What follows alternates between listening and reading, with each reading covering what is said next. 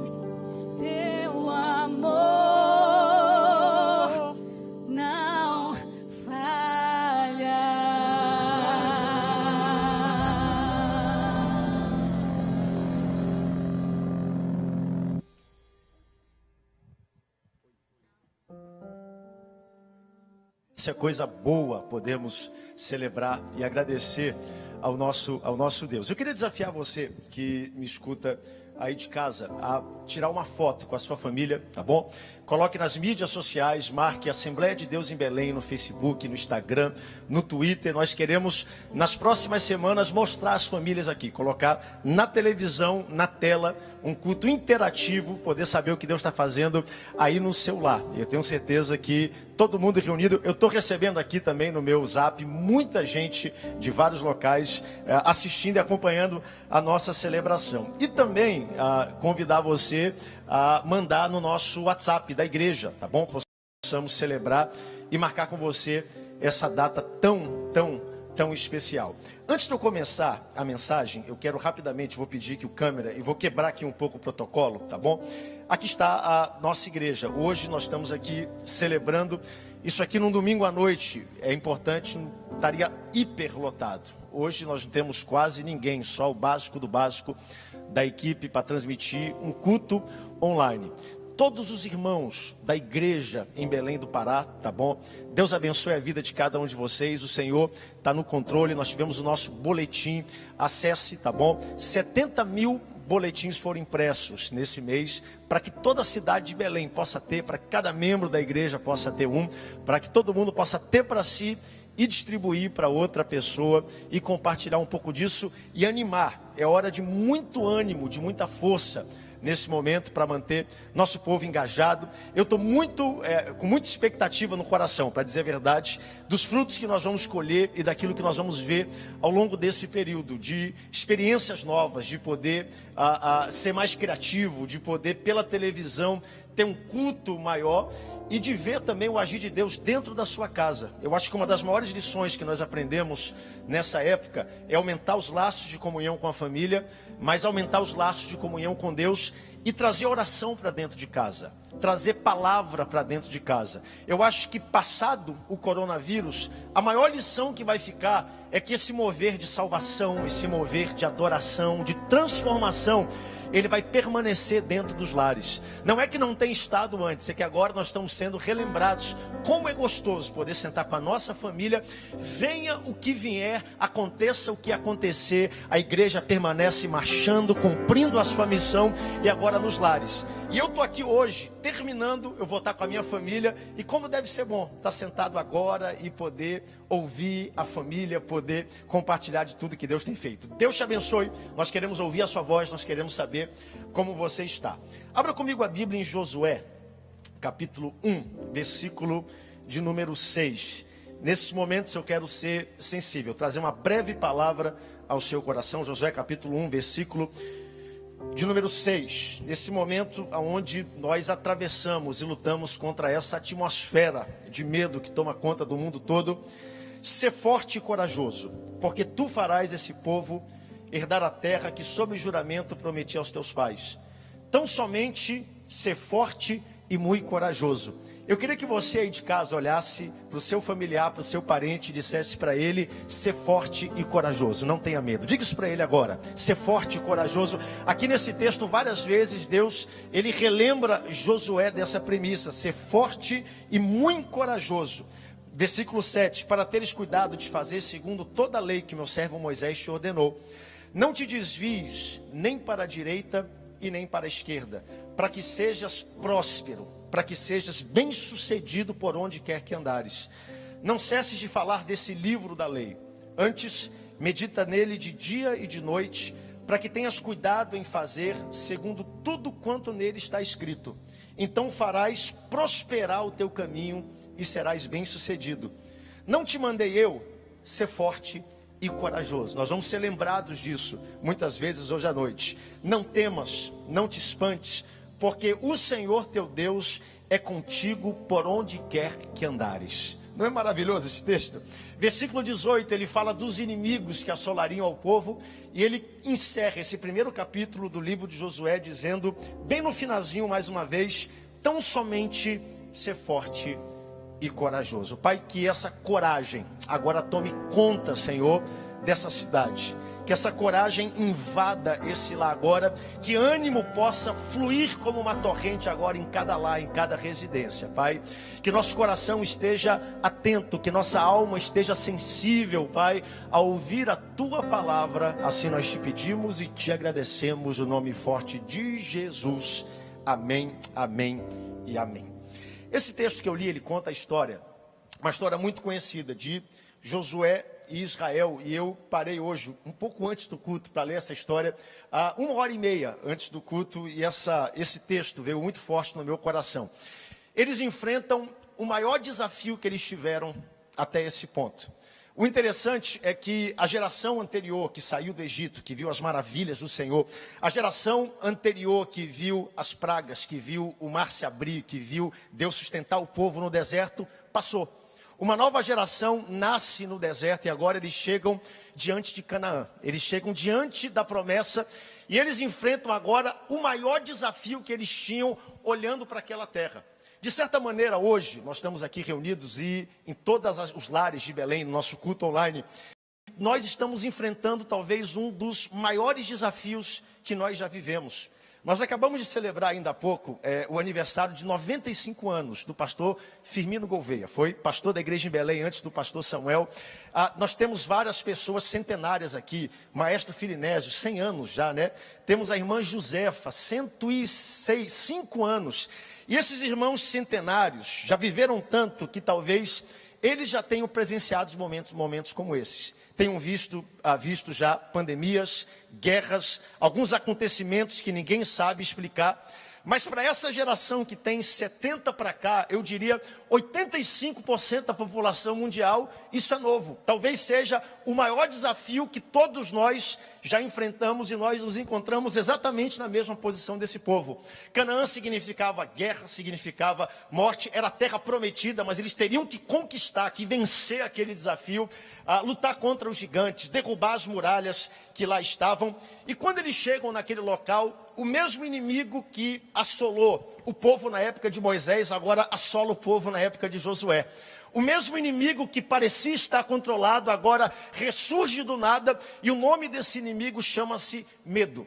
Na verdade, muito além do medo, um espírito de medo, um posicionamento de medo, uma opressão de medo. E a Bíblia explica isso, 2 Timóteo, capítulo 1, versículo 7. Paulo diz, porque Deus não nos tem dado espírito de medo. Porque esse posicionamento é um espírito de medo, mas espírito de coragem, de amor e de moderação.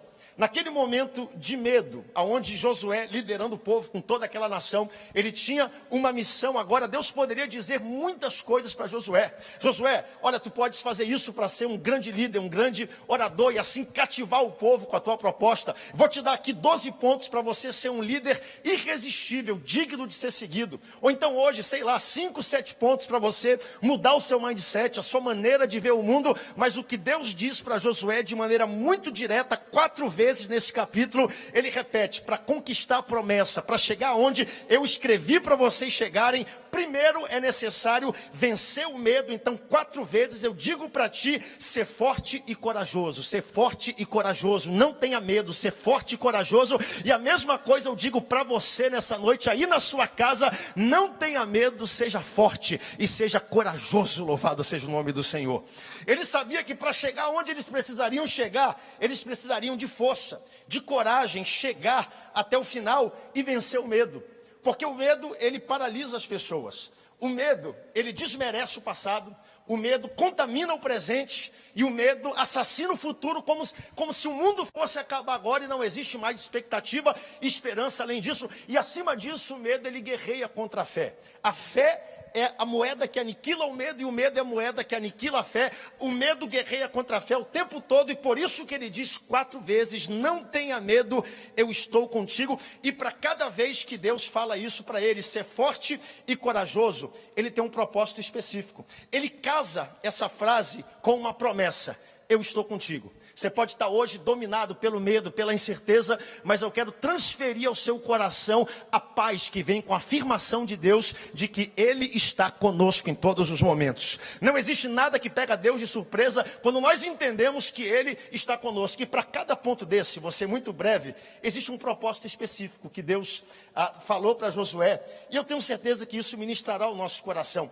Primeiro deles, Josué capítulo 1, versículo 6, vai aparecer aqui na mídia para você ler de casa, mas se você quiser manusear a sua Bíblia, nós estamos aqui exercitando domingo de manhã o hábito de folhear a Bíblia, de ler a Bíblia. Um dos sons mais bonitos aqui na igreja é o som do glória a Deus, aleluia, mas é o som da página da Bíblia, né? E hoje a gente tem aqui pouquíssima, quase ninguém, né? Aqui na igreja, está aqui pouca, mas aí de casa você pode folhear a sua Bíblia. Olha só o que diz a primeira causa, e olha o que Deus coloca: ser forte e corajoso, porque tu farás esse povo herdar a terra que sobre juramento prometi aos teus pais. Primeira razão que Deus disse para Josué ser forte e corajoso é por causa das pessoas, por causa do povo, por causa daqueles que estão ao redor deles. Deus disse para Josué: Josué, tu és o líder, tu és o cabeça, então tu precisas aceitar ser forte e corajoso para possuir a terra, porque se tu fores, o povo vai herdar a terra. Quando nós vencemos o medo, e guarde isso, entenda isso com muito carinho, quando você vence o medo, todas as pessoas ao seu redor são afetadas positivamente. Mas a recíproca também é verdadeira. Quando nós somos dominados pelo medo, pela apreensão, o que vai ser do dia de amanhã, todas as pessoas que estão ao nosso redor também são dominadas por esse espírito negativo. Ou seja, muitos são beneficiados pela nossa vitória. Muitos que estão ao nosso redor são beneficiados quando nós somos fortes e corajosos. Sua família é beneficiada, seus filhos que estão olhando para você são beneficiados, sua igreja, quando nós temos coragem, quando nós temos fé naquilo que Deus está fazendo, não apenas você recebe, mas muita gente ao seu redor recebe. Por isso, nessa noite eu estou dizendo para você: seja forte e corajoso por causa do povo, por causa das pessoas, por causa da sua família, por causa dos seus filhos, daqueles que estão ao seu redor. Se você for dominado pelo medo, sua família vai ser dominada pelo medo. Mas se você, nesse momento, se levantar, crer naquilo que o Senhor diz, seja forte e corajoso, porque eu estou contigo, então toda a sua família rompe e sobe juntamente com você. É o que Deus está dizendo para Josué nesse texto. Eu recebi uma mensagem esses dias de um jovem que me acompanha nas mídias sociais, e ele parabenizando, dizendo assim: pastor, eu acompanho tal e estou parabenizando porque eu também sou um jovem obreiro. E eu fico tão impressionado quando eu vejo alguém tão novo. Eu ainda sou muito novo, mas comecei muito cedo, tenho hoje 37 anos de idade. E ele disse: isso me inspira, isso me motiva, me acelera.